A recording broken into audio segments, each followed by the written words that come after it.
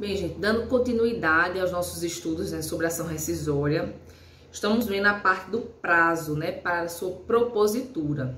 Não obstante ser uma ação autônoma, né, originária dos tribunais, ela obedece a um prazo para a sua propositura. Então, não posso ingressar com ação rescisória a qualquer tempo, como eu bem entender. Existe um prazo decadencial para que eu possa requerer a rescisão de uma decisão transitada em julgado. Isso para quê? Para que haja proteção à segurança jurídica, né? Que uma decisão transitada em julgado, a pessoa, as partes que se submeteram àquela decisão, elas acreditam que aquela decisão tornou-se imodificável. E aí nós iremos ver mais à frente quais são as hipóteses de cabimento que ensejam, né, que dão aso, que dão a oportunidade de se ingressar com essa ação rescisória e dessa forma conseguir desconstituir essa decisão. Para isso eu tenho um prazo geral de 2 anos, né, contados do trânsito em julgado da decisão que eu rescindenda. E aí nós vamos ver que existem outros prazos, né, para a contagem. Nós vimos que tem um prazo especial no caso de demandas que discutam efetivamente a transferência de terras públicas rurais, cujo prazo da ação rescisória é de 8 anos.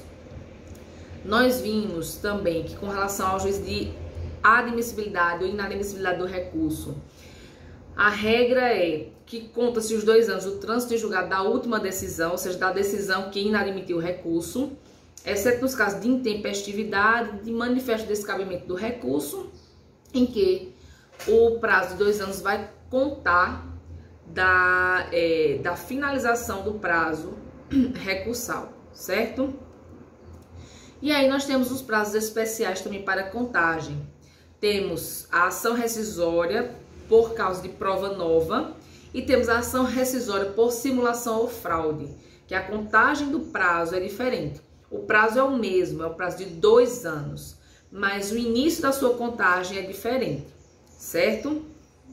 Quando eu falo em ação rescisória por prova nova, que está previsto lá no artigo 966, inciso 7, e artigo 975, parágrafo 2º do Código de Processo Civil, nós temos que eu vou ingressar com a ação rescisória porque existe uma prova nova que surgiu, né, o que eu não tinha conhecimento antes, eu comprovo isso na ação rescisória e tomei conhecimento agora, e através dessa prova eu consigo rescindir, modificar aquela decisão, certo?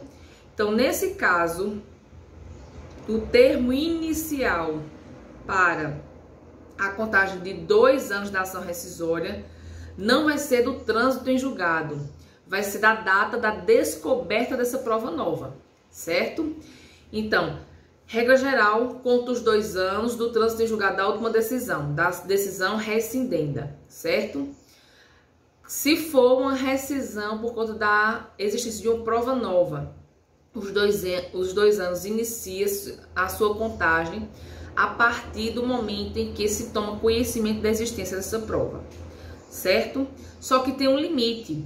O próprio Código de Processo Civil diz que nesses casos eu vou começar a contar os 2 anos do início do conhecimento da existência dessa prova. No entanto, eu tenho que ter tomado conhecimento dessa prova, eu só posso dar entrada até 5 anos depois do trânsito em julgado. Por exemplo, transitou em julgado em 2015, e aí eu tive conhecimento da prova nova em 2014. E aí eu posso efetivamente ingressar com essa ação rescisória? Sim, eu posso ingressar, ou melhor, 2014 não, 2019. Transitou em julgado em 2015, eu tive ciência da prova nova em 2019.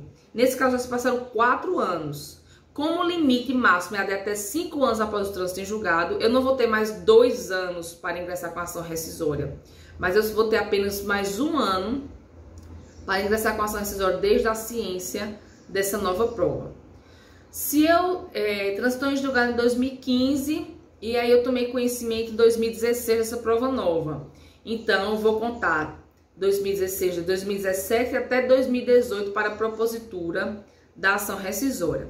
Então, veja, quando é rescisória por conta de prova nova, eu conto os 2 anos a partir da ciência dessa nova prova, mas eu não posso ultrapassar 5 anos após o trânsito em julgado, certo? Se ultrapassou 5 anos e eu vier descobrir uma prova nova depois desses 5 anos, eu não posso mais rediscutir aquela decisão. E ação rescisória por simulação ou fraude. O artigo 975, parágrafo 3º do CPC, ele nos diz que o termo inicial para que eu ingresse com a ação rescisória discutindo a ocorrência de simulação ou fraude à lei é do momento em que eu tomo ciência da simulação ou da fraude.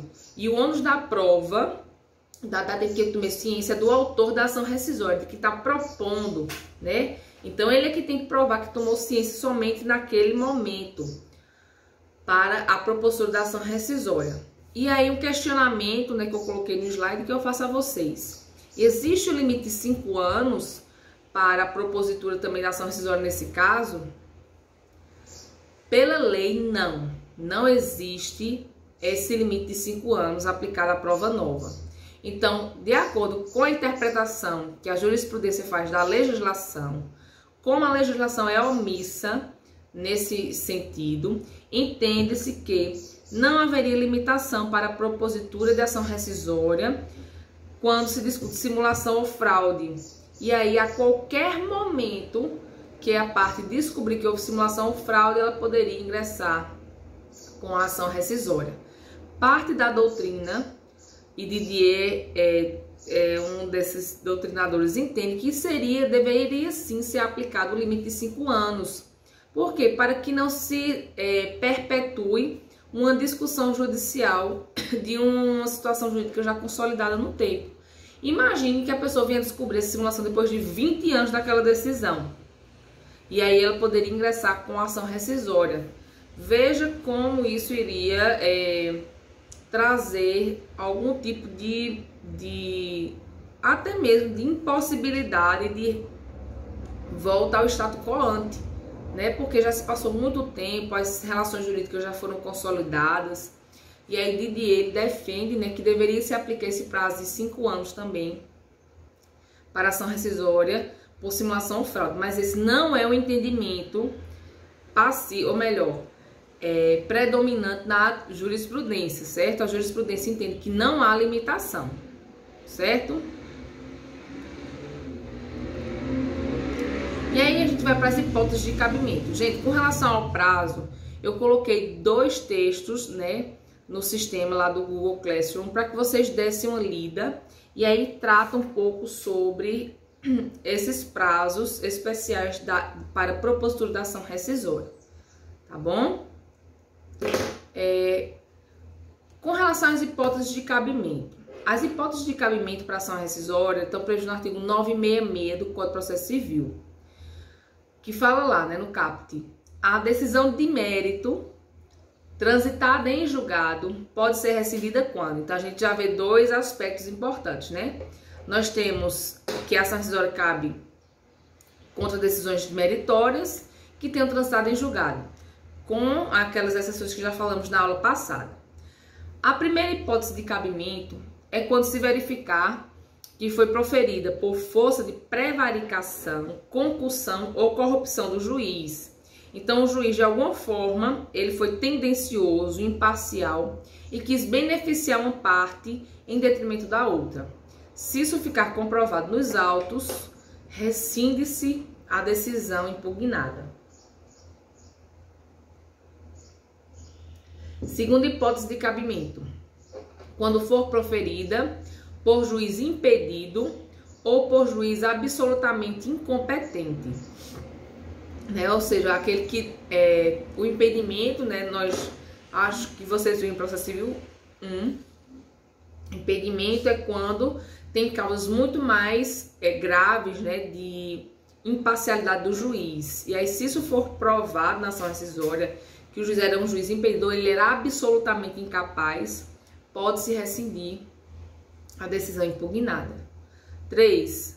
se resultar de dolo ou coação da parte vencedora em detrimento da parte vencida, ou ainda de simulação ou colusão entre as partes a fim de fraudar a lei. Então, nesse caso, né, nós já vimos que o prazo inicia-se no momento da ciência desse ilícito. E aí também o Ministério Público pode ser legitimado para ingressar com ação rescisória com base nesse inciso 3. 4. Se ofender a coisa julgada, ou seja, já tinha coisa julgada sobre o tema, ingressou-se com nova demanda, o juízo que tramitou essa nova demanda não tinha conhecimento da decisão transitada em julgado anteriormente e julgou novamente. E aí a parte que foi prejudicada disse, olha, já teve coisa julgada em relação a isso. E aí ele pode entrar com ação rescisória para discutir, certo? 5. Quando violar manifestamente norma jurídica, né, quando for contrária à lei, à legislação de uma forma ampla, quando for fundada em prova cuja falsidade tenha sido apurada em processo criminal ou venha a ser demonstrado na própria ação rescisória.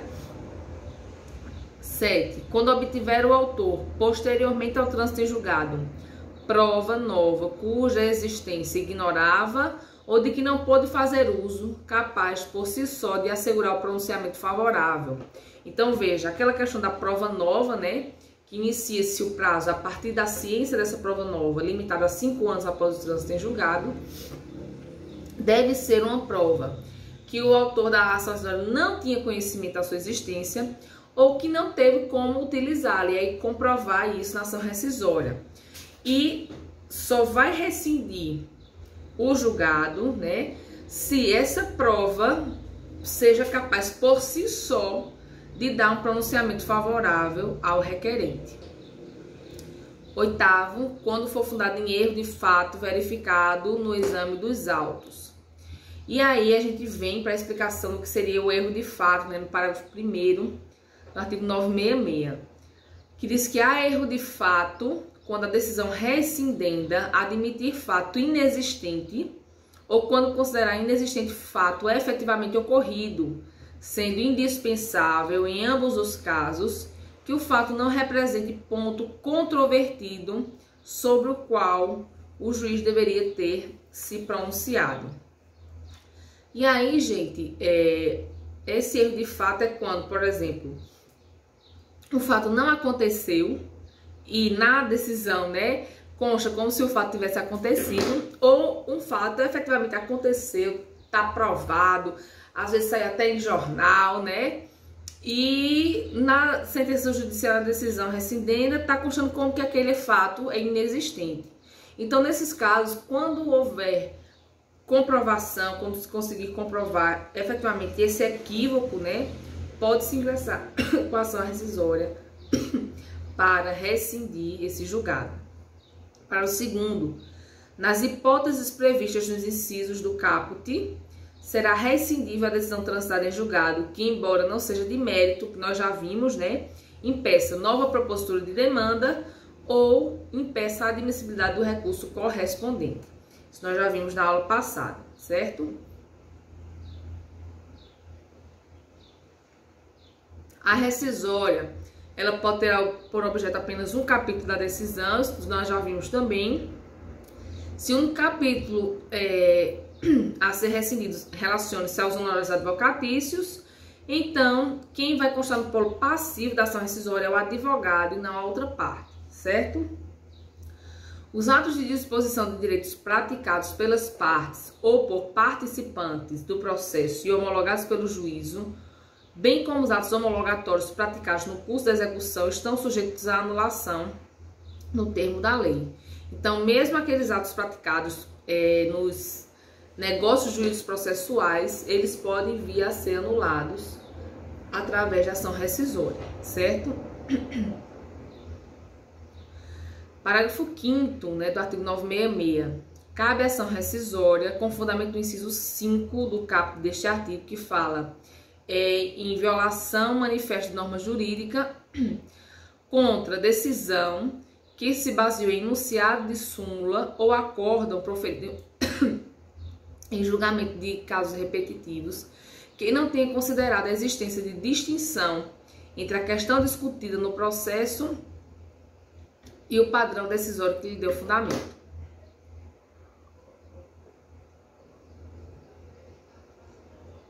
Então, o que esse parágrafo está dizendo? Está dizendo que, às vezes, o juiz, né, o tribunal, ele decide uma causa e aí ele aplica uma jurisprudência dos tribunais superiores ou alguma súmula desses tribunais. Ele aplica ao caso e decide de acordo com aquele entendimento. No entanto, feito o necessário distinguish, ou seja, demonstrado que, olha, esse caso, não obstante tratar de matéria afim, aquele caso que é pano de fundo da jurisprudência aplicada, do precedente aplicado, existem distinções claras, evidentes, sensíveis, que tornam esses casos distintos no sentido de aplicação daquele entendimento jurídico. Então, por esse distinguish, essa súmula ou esse entendimento jurisprudencial não deveria ter sido aplicado no caso concreto. E aí, quando isso se verifica, né, é possível que eu rescinda a decisão, mostrando a distinção entre o caso concreto, né, o caso que foi objeto da decisão rescindenda, e o caso que foi o caso paradigma daquela jurisprudência, certo? Isso entra na hipótese do inciso 5 do artigo 966.